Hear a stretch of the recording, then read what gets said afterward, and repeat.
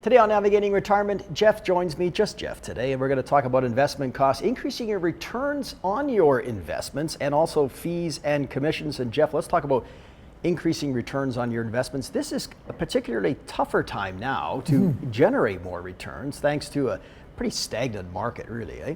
It definitely, it's been challenging. We've had low interest rates for 10 years. So the old days, right? You'd own a bond or a GIC and you could make 10%. Well, now you're 5 years and you're lucky to make 2.5. Yeah. You've got a lot of uncertainty in the markets. The news cycle's shorter and the markets seem to trade off it. So you've never got this long, extended, comfortable period where you can kind of count on it. So it's been a good bull run, hasn't it? I mean, yeah. But when we do have downturns, like in the early part of this year, January, it went down quite a bit, and then we've had a pretty good run since then. But overall, we're probably not up a whole lot, are we? If you look at it, I mean, we're up about 13% year to date in the TSX in Canada this year. Last year we were down 10. So at the end of the day, you're up 3% over 2 years. Yeah. So you're not making a lot of money, really. No. Are we? So how do you, I suppose, increase your returns? Well, I think the one way dividends, possibly interest, but I think you need to look at it as two parts. I mean, the first part obviously is performance and what types of investments you buy and what your asset allocation is and those things.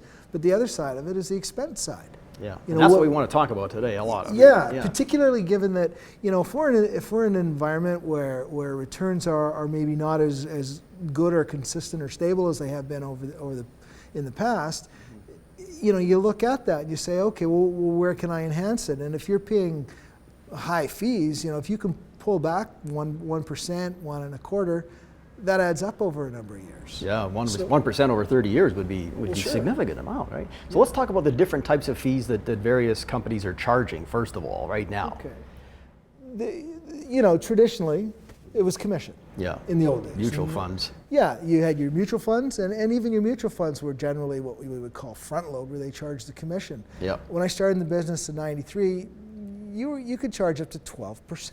Wow. On a front load. Yeah. The years before that. Now, it's no longer there, but so that was kind of your typical way. But what they've found more and more is that it creates an inherent conflict. You've got advisors, and most advisors are very conscientious about this. But let's face it, the more transactions you do, the more you get paid on a commission basis. So there's always that conflict. Right. Is this the right thing? And whereas the markets and in different countries have moved more to the fee-based side of things, which is to say that we charge a percentage on the assets under management. And that puts the advisor squarely on the same side as the client. Does that mean they can make as many transactions as they want, trades? Exactly. I mean, there's some within reason, there's some limits depending on the size of the assets, but generally speaking, you can make as many trades as you want for a fixed percentage annually. Yeah. So, you find, okay, now we manage the portfolio. I guess an example would be you'd have a position for years, and you're trying to make a decision. Maybe it's down, and you're trying to decide, should I sell it? And you explain to the client, maybe it's not the best holding. We should sell this. Yeah. And they go, well, I'm up a little bit, but by the time I pay commission, I'm down.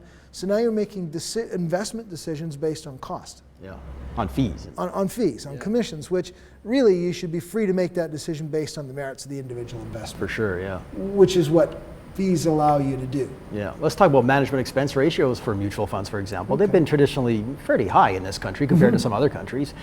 Is that you're seeing a shift to ETFs for that very reason? Lower fees, for example? Yeah, I mean, I think the shift to ETFs has been going on for a few years. Yeah.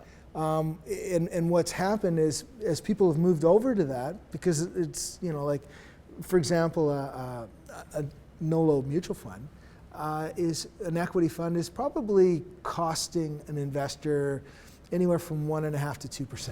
Yeah. So that's your embedded cost. Yeah. If you were to buy an index ETF, like a TSX or S&P 500, it's 10 or 15 basis points. Yeah. Big difference. Yeah, it's a huge difference.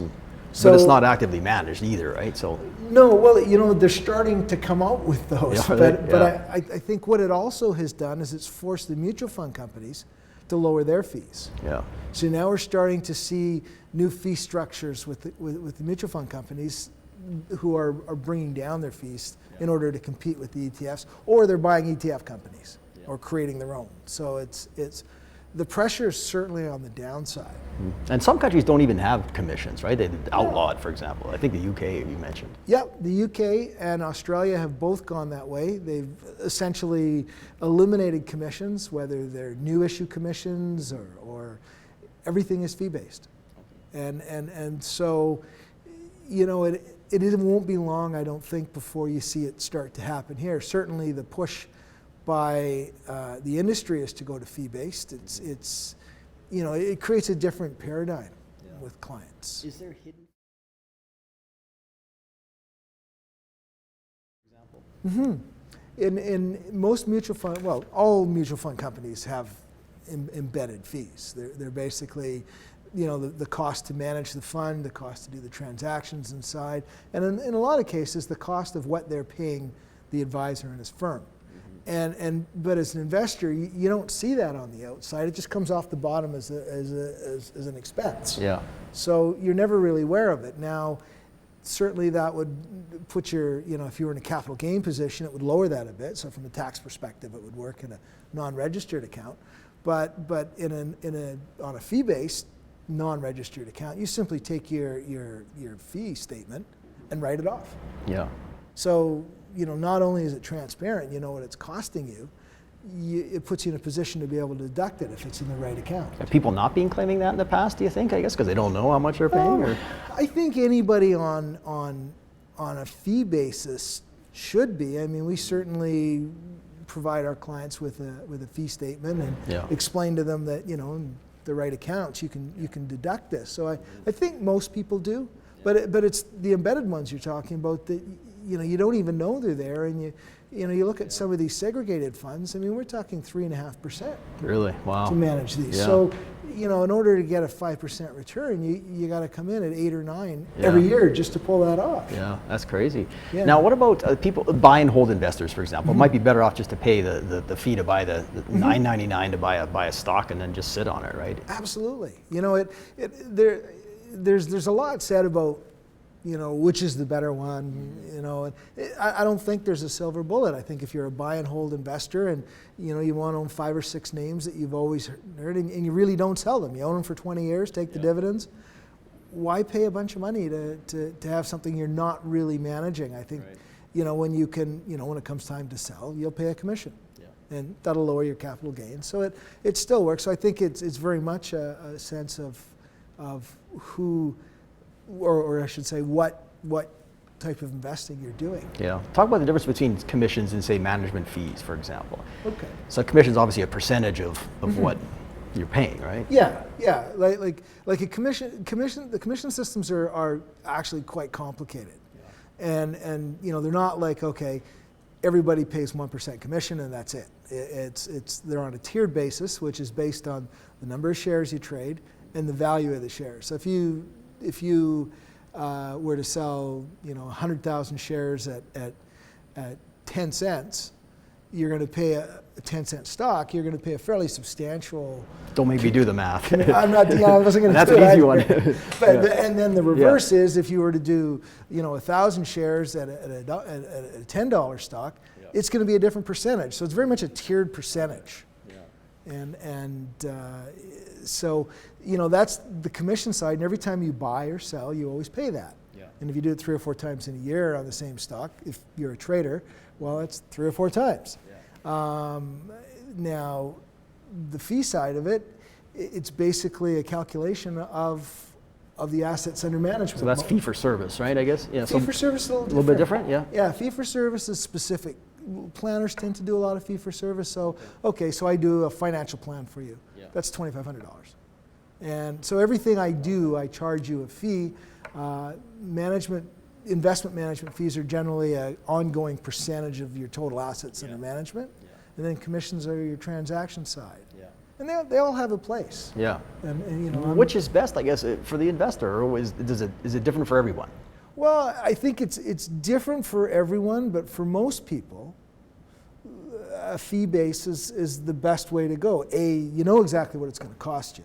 Yeah. You have the potential to deduct it depending on what kind of account it's in. Your advisor is now on the same wavelength as you, because the more money your account grows to, the more money he gets paid. So there's an incentive there. Yeah.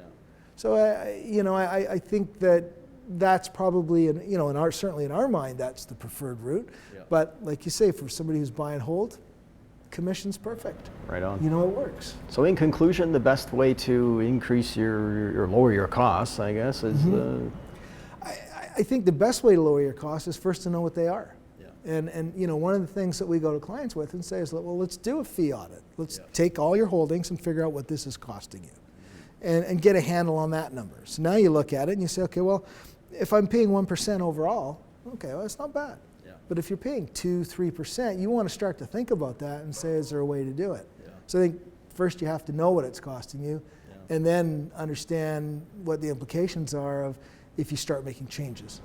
All right, Jeff, thanks for joining us. And again, if people want more information on how they can best navigate retirement, your website? Yourlifeyourplan.ca.